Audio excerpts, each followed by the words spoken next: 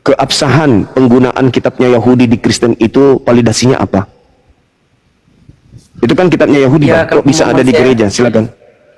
karena dia datang untuk menggenapi janji Allah kepada bangsa Israel, Bang. Nah, berarti untuk Israel kan? Nah, sekarang untuk Kristennya mana? Jadi dalam hal ini abang sudah yakin bahwa Yesus datang menebus dosa? Nggak ada hubungannya dengan dosa. Nggak ada itu. Itu ajaran Paulus, Bang. Itu ajaran Paulus. Ajaran Paulus.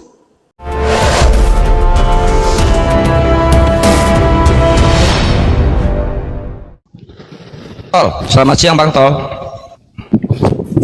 Siang.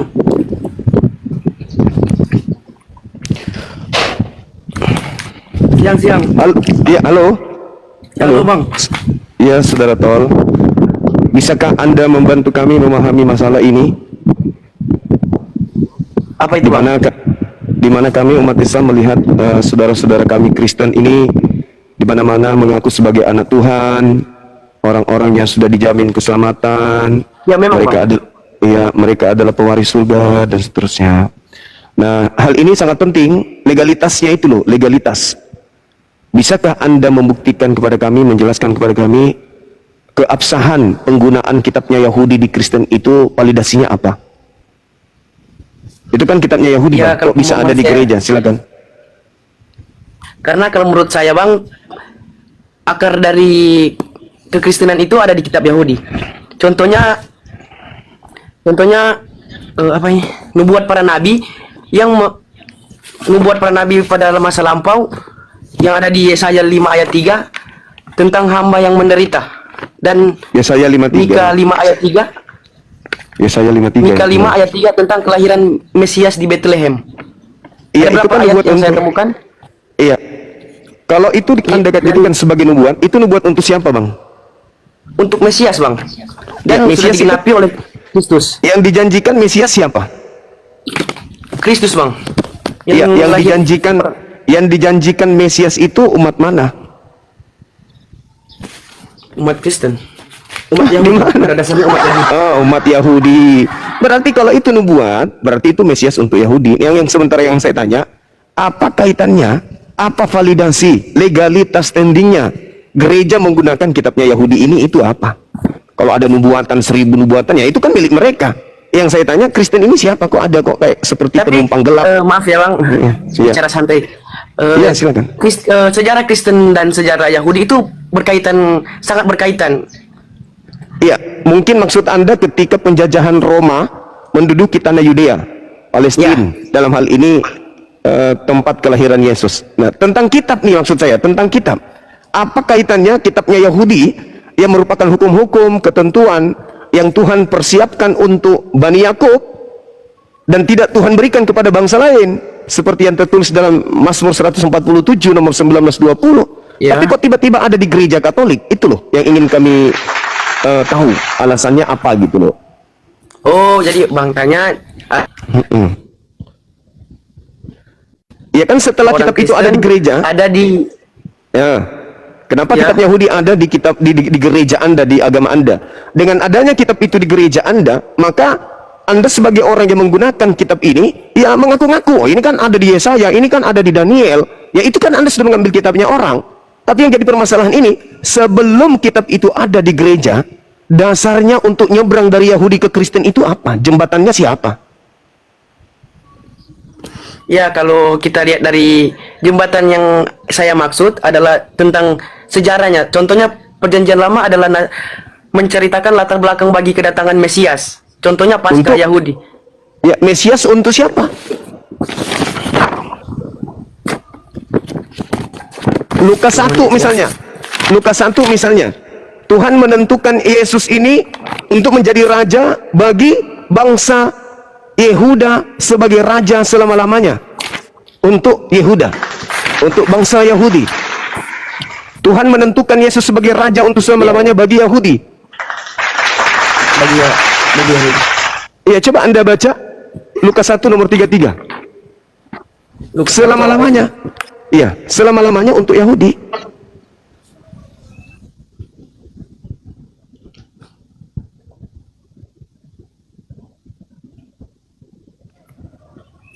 Bentar-bentar bang, cari Alkitab.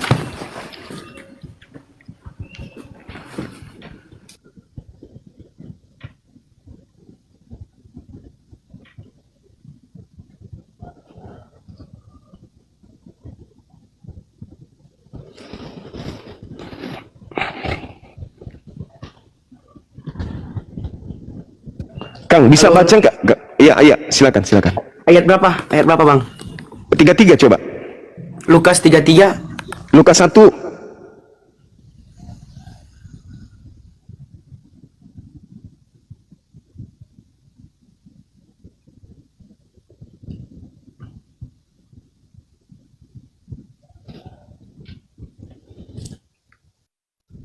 Atau saya bantu bacain Iya. biar nggak terjeda, dia nanti takut kelempar. Iya, iya soalnya. Iya, Ya, iya, saya bantu bacain ya. iya. Iya. Lukas berapa Gurunda? Lukas 1:33. Lukas 1:33. Ya. Dan ia akan menjadi raja atas kaum keturunan Yakob sampai selama-lamanya, dan kerajaannya tidak akan berkesudahan. Bang, jangan terjeda bang, nanti kepental bang. Itu dia menjadi raja bagi keturunan Yakub selama-lamanya. Nah, jadi kalau Anda mengatakan ada nubuat untuk Yesus, yaitu untuk raja Bani Yakub. Justru itu yang kita bahas nih. Apa hubungannya nih terkait dengan kitab, dengan orang Kristen? Kristen ini kan orang luar, nggak ada hubungannya dengan Bani Yakub. Kalian penumpang yang kemudian tak ada hubungannya dengan Bani Yakub. Makanya hal yang mendasar, Kristen kemana-mana menjual, menjajakan, memberitakan. Kayak saya, ketika saya berdialog atau berdebat dengan Pak Bom Bom, tiba-tiba Pak Bom Bom, sebagaimana di dalam Alkitab firman Tuhan kita mengatakan dalam kitab Kejadian, dalam kitab Mazmur, itu rasanya saya mau muntah. Kenapa saya sedang melawan kitabnya Yahudi, bukan melawan kitabnya Kristen? Sedangkan yang saya hadapi ini orang Kristen, bukan pemilik kitab.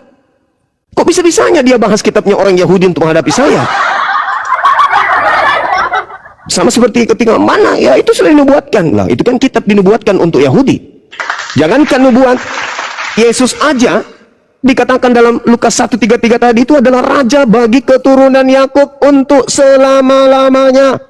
Jadi di luar Yakub tidak punya hak untuk menjadi pengikut Yesus, karena dia adalah raja hanya untuk Bani Yakub saja. Tolong hargai itu kitab, dihargai kitabnya. Makanya kita minta apa legalitasnya orang Kristen menggunakan kitabnya Yahudi. Gitu saudara, penting supaya kalian tahu diri. Kok Anda menjual barang ya istilahnya barang palsu, bukan milik kalian yang kalian jajakan. Kalian ngajak kami ikut menjadi Kristus, pengikut Kristus, tapi yang kalian jual ini barang yang punya orang. Artinya kan penipuan. Itu kan penipuan, menjerat orang dengan menggunakan punya orang. Itu dulu, itu hal yang paling berat yang harus saudara-saudara Kristen selesaikan. Ya kalau tidak, orang Islam sudah cerdas. Insya Allah orang yang mengikuti diskusi-diskusi Bang Suma, mereka sudah cerdas. Oh ternyata setiap orang Kristen yang naik di komalnya Bang Suma, tidak ada yang sanggup memberikan apa legalitasnya, apa pengesahannya. Kenapa orang Kristen menggunakan kitabnya orang Yahudi? Gak ada. Berarti selama ini Anda menggunakan kitabnya orang secara ilegal.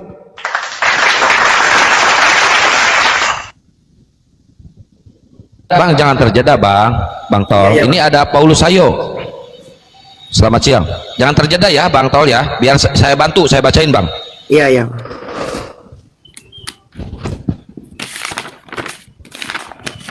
Teman-teman di YouTube, selamat siang. My Lord, pelanggaran hak cipta umat dompleng. Siapa ini? Ayo sayang kita turun. Mau kemana? Belum waktunya tidur. Bang Sob, ada-ada aja.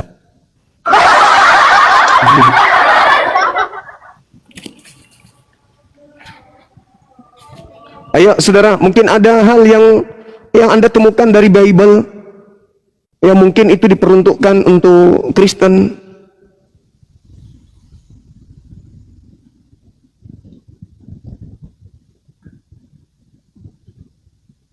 Atau nanti kalau hari Sabtu, hari Minggu ke gereja tanya ke pendeta coba. Nanti setelah ada jawaban dari pendeta, suruh ke sini pendetanya atau saudara, Bang Suma, saya sudah ada jawaban.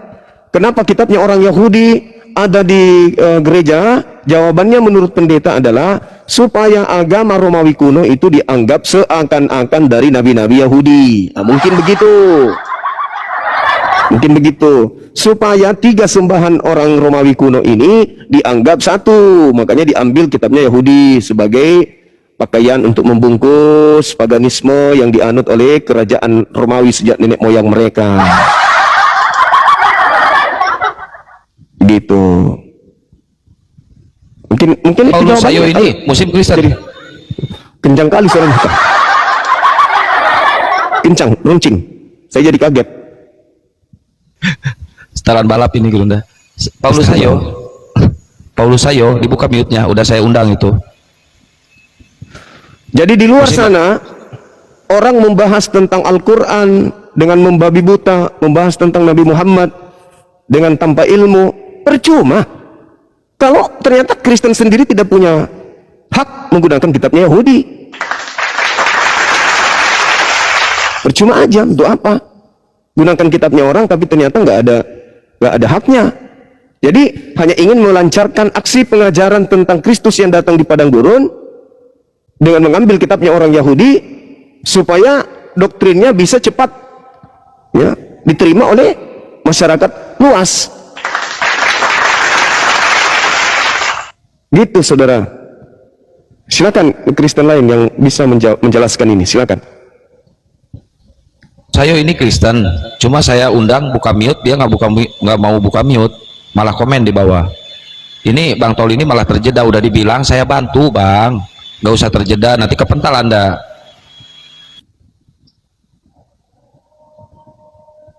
Dibuka mute-nya Paulus Sayo.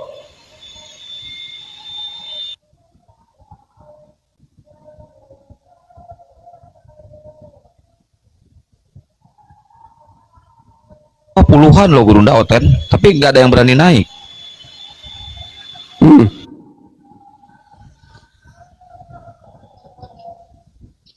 Itulah. Mungkin mereka gimana ya? Gimana bilangnya ya? Teman-teman Kristen silakan naik. Kita diskusi santai aja, jangan ketakutan lah. Komen pada pintar-pintar, jago-jago ngehujat, giliran disuruh naik pada nggak mau.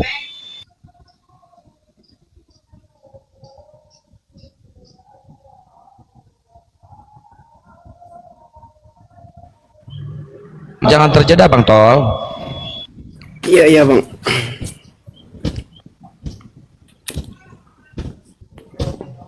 Nggak ada jawaban Bang? Ada Bang, kan Ya, Bang tadi silakan. bilang tadi Yesus yang di, kalau nggak salah itu di ayat yang dibacakan tadi, ayat berapa ya? Lukas 1 nomor Lukas 1 ayat 33. ya tentang Yesus adalah segala Yesus Bani Israel yang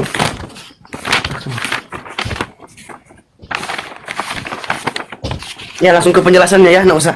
Iya, Nggak usah iya, ayatnya. silakan. Yesus disebut Raja Bani Yakub karena sabar Bang. Karena dia datang untuk menggenapi janji Allah kepada bangsa Israel, Bang. Nah, berarti untuk Israel kan? Nah, sekarang untuk Kristennya mana? Jadi dalam hal ini Abang sudah yakin bahwa Yesus datang menebus dosa? Nggak ada hubungannya dengan dosa. Nggak ada itu. Itu ajaran Paulus, Bang. Itu ajaran Paulus. Ajaran Paulus yang diperuntukkan untuk non-Yahudi. Makanya muncul tema ini. Apa hubungannya kitabnya Yahudi dengan agama Katolik Kristen? Karena penebusan dosa menggunakan darah manusia itu hanya dianut oleh ajaran Kristen. Kalau Al-Quran dan juga kitabnya orang Yahudi, nebus dosa itu pakai darah hewan. Ya. Iya ini Bang, karena Yesus datang untuk menebus dosa manusia, terutama dosa dari Adam dan Hawa, keturunan manusia. Nah, itu penipuan itu. Itu penipuan yang dilakukan gereja selama 2000 tahun. Kenapa? Karena Ada tidak buktinya, ada Bang? Tidak ada bukti di dalam kitabnya Yahudi kalau Adam itu mewariskan dosa kepada keturunannya. Itu kebohongan. Kebohongan yang dihembuskan oleh iblis agar manusia bisa terjerat dengan tipuannya iblis. Di mana Adam mewariskan dosa? Ada dalilnya? Silakan. Itu ada di perjanjian lama tentang tentang iblis menggoda Hawa untuk makan buah yang baik dan yang buruk. Nah, maka jatuhlah Itu sudah Adam dan mulai Hawa. dosa yang namanya dosa turunan. Itu ajaran siapa? Dosa turunan itu dia siapa yang ngajarin? Kenapa bang? Siapa yang ngajarin tentang dosa turunan? Dosa turunan ada di Alkitab. Iya, siapa yang ngajarin? Mana ada? Di mana dituliskan itu? Di dalam Bibelnya orang Yahudi di mana tertulis?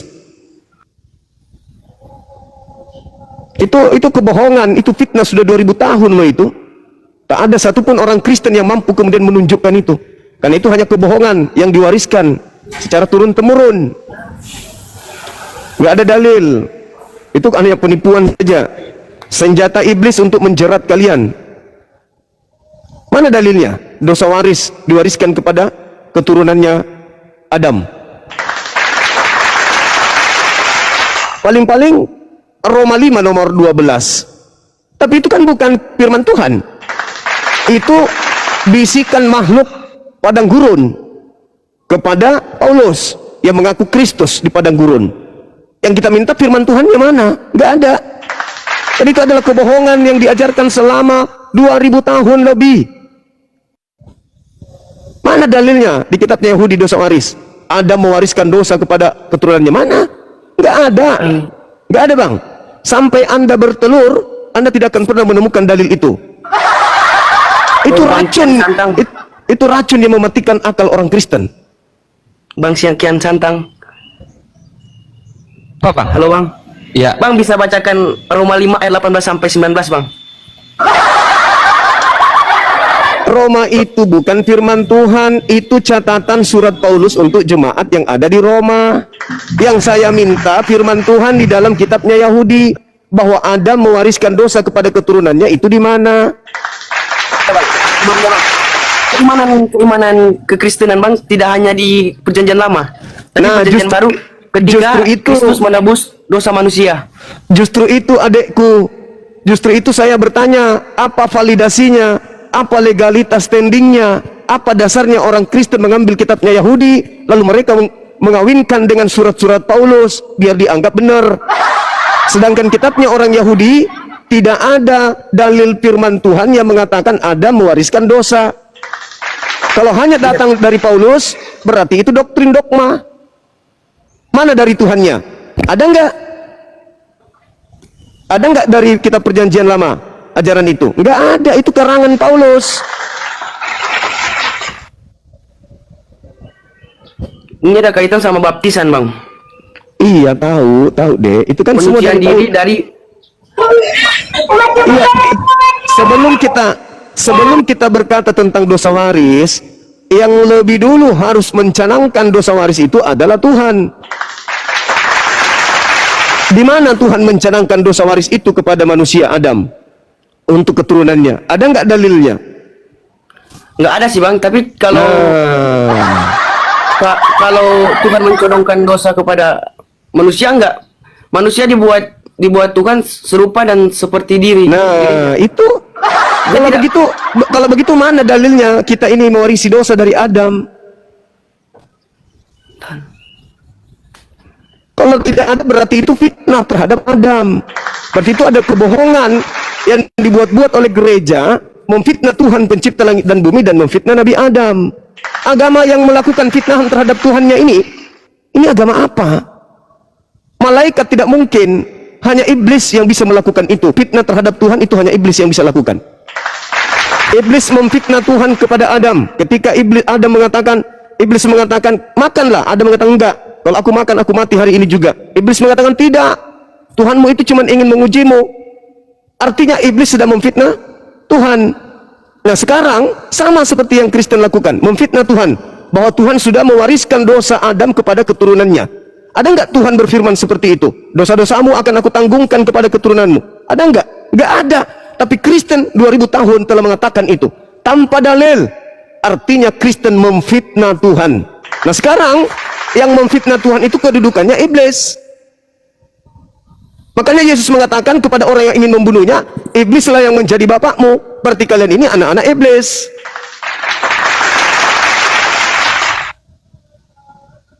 Berbicara terkait dengan agama keyakinan dan membawa bab sesuatu yang sangat prinsip, ya harus ada firman dari Tuhan.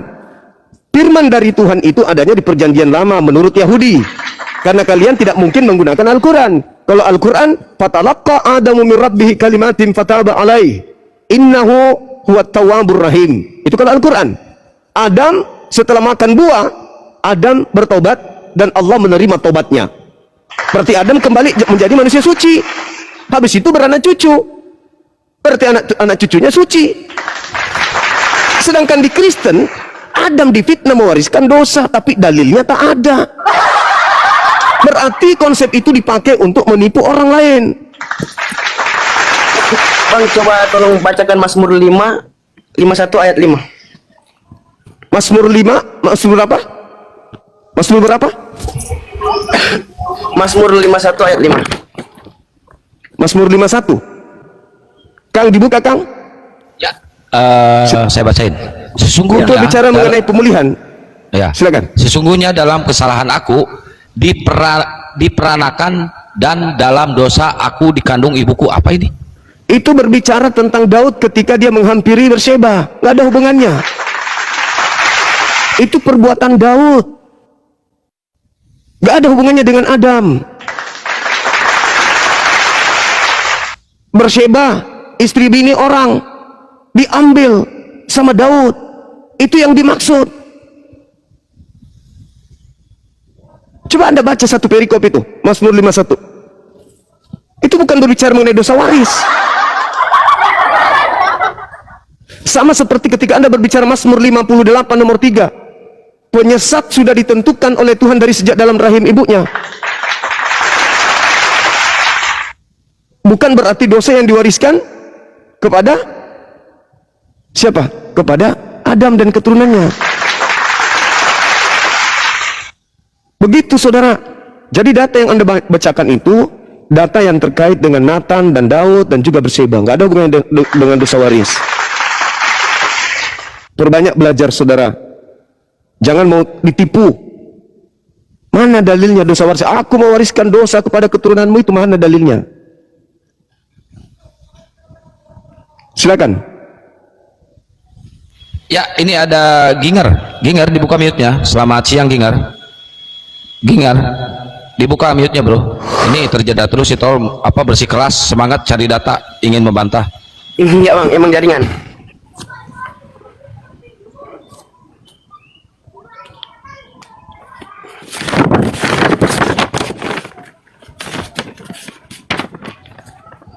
Kalau Mazmur 5 itu terkait dengan pengakuan dosa bang. Itu bukan dosa waris. Kan bang, keyakinan kekristenan itu tidak berdasarkan pada kitab perjanjian lama saja. Nah, sedangkan Tapi- perjanjian baru bukan kitabnya para nabi. Itu kitabnya para wartawan.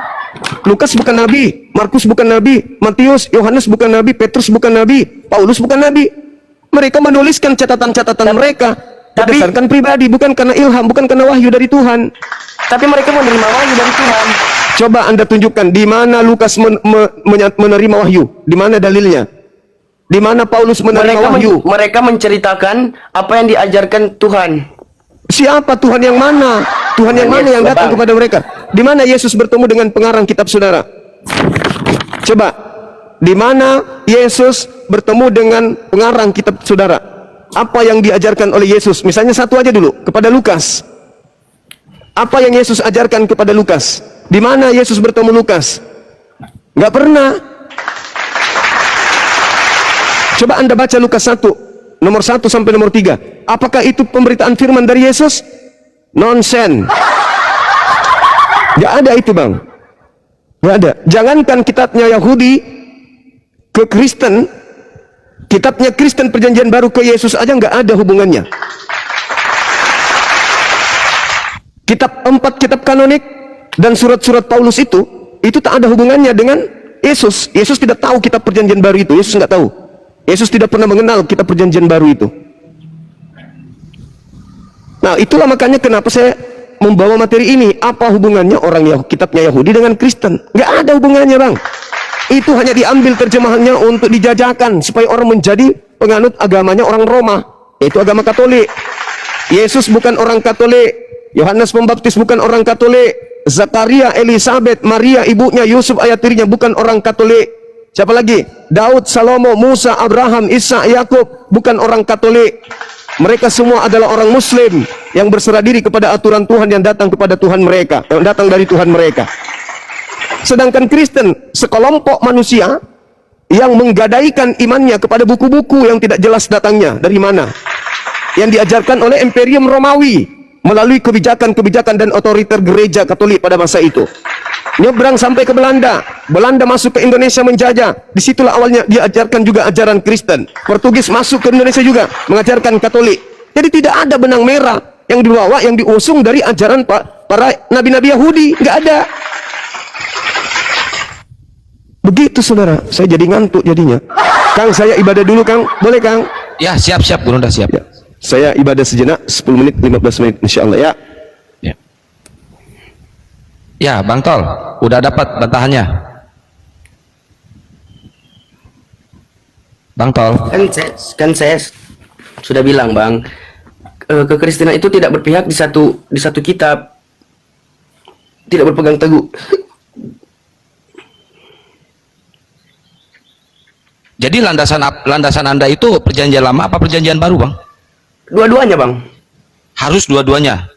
Iya, karena perjanjian pertama menceritakan tentang yang paling awal nubuat Mesias. Nubuat untuk Yesus. Iya, sampai kematiannya di atas kayu salib untuk menebus dosa manusia.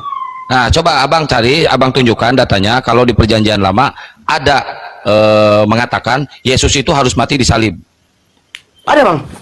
Ya, nubuatnya.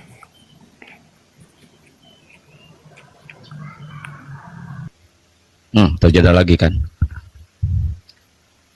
Teman-teman Kristen yang mau diskusi, yang mau naik ke atas, yang benar-benar datanya itu udah valid, teman-teman, udah nyiapin data. Yang dihadapi sama kalian ini, ingat loh, yang dihadapi sama kalian ini Bang Juma, yang dihadapi sama kalian ini. Jadi jangan sampai kayak gini nih, dikit-dikit terjeda nyari data, dikit-dikit terjeda. Jadi nggak nyaman, diskusinya itu nggak nyaman, nggak elok lah. Yang udah siap lah, minimal yang udah siap data, baru naik. Jadi apa ya, jadi benar kata guru, udah ngantuk jadinya. Oh kan kabur sendiri, nggak di-kick ya teman-teman, ini kabur ya, nggak di-kick.